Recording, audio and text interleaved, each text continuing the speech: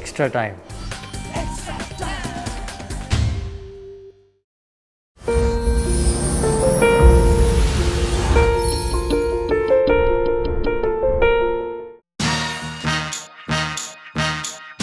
I লিগের শুরু থেকেই রক্ষণ নিয়ে বারবার সমস্যায় পড়েছে মোহনবাগান। একসময় 7 ম্যাচে 14 গোলও খেতে হয়েছে।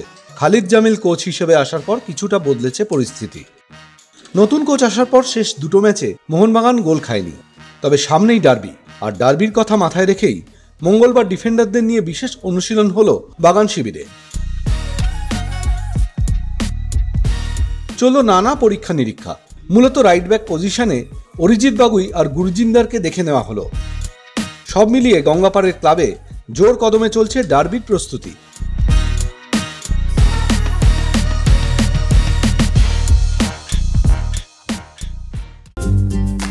লেটেস্ট নিউজ আর এক্সক্লুসিভ ভিডিওর সঙ্গে আপডেট থাকতে এখনই সাবস্ক্রাইব করুন আমাদের ইউটিউব চ্যানেল।